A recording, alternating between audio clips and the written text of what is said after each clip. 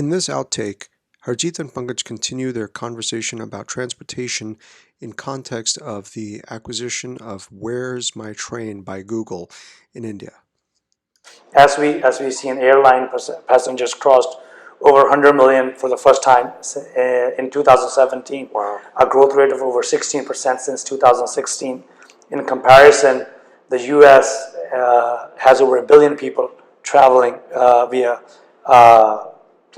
planes, right? Wow. So Indian airline space is wide open. I'm very optimistic about that. Definitely, there's a lot of space for other airlines or startup airlines in India. Yeah, there's been a couple of startup airlines in the last few years, Vistara, and I think there was another one, I don't remember the name. But there was also, I guess in the mid to late 90s, there was a whole slew of airlines that popped up that were then acquired and merged, Kingfisher, Deccan, Yes. Jet, Yes. Sahara, all these airlines, and they all got merged and bought out, some shut down. But yes, there's still a lot of room for growth. If only 10% or less than 10% of the population is flying on an annual basis, there's a lot of room for growth in the industry. But why do you think airlines in India are struggling so much then? So this has a lot to do with government policy. Let's look at the fundamental list, right? From last several years, the number of flights has increased by about 20%. So there's definitely demand. And the load factors are over 85 if you look at International Association and Transportation Association, their data.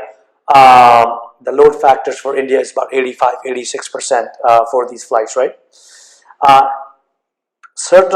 There's over, if we say there's 100 million people travel in 2017, the first 6 months, over 68 million people travel in India, right? Yeah. So there's definitely demand.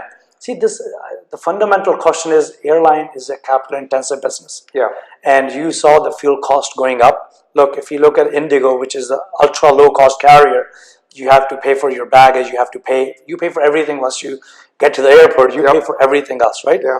That model has worked very successfully. Right. For airlines like Jet Airways, obviously Etihad Airways invested in that, right? Or premium. It's a premium spot. So in India is not that the cheapest airfare, and people are competing for the cheapest airfare. They're not competing for premium. I don't think India is there yet. But so I agree with you that the market is really at the low end of the market where budget travelers are looking for the cheapest fare possible. And that's probably where most of the growth is going to come from over the next 10, 15, 20 years. But if you're constantly going to be competing on price and you're going to be subjected to fluctuations in the price of oil, is this ultimately a disaster waiting to happen because you have an unsustainable business model?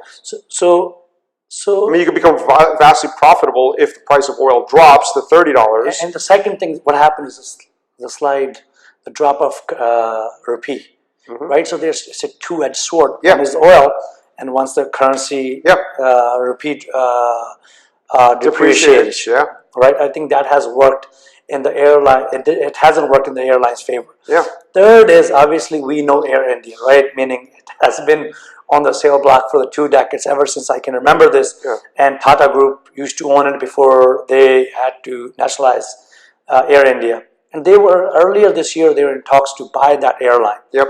So that did not happen because there's $9 billion of debt. Yep. You're competing against a national carrier flying unprofitable routes. It's not going to help your cause. Yeah. I think India is still a budget travel economy.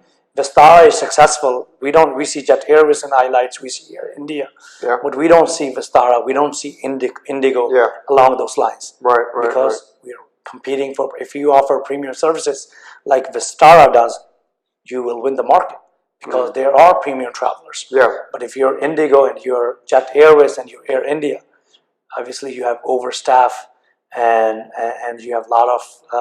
Well, that's my point. Is like your capex on planes, your OPEX on running everything is very high. And can budget airlines really survive in places like India? I think in a growing economy and appreciating of rupee and oil dropping, everything going in their direction, they can survive. But in economies, in what we're dealing with in the current year, that is, it's unsustainable business model. So I think we will see other airlines popping up like Vistara serving premium cities. But if you really want to serve the tier 3, tier 4 cities, they're going to compete on price. Interesting. Well, I will say this. Traveling by air in India is far more enjoyable than traveling by air in the United States. Far better. Why do you say that? The airports, the efficiency, and, this is India.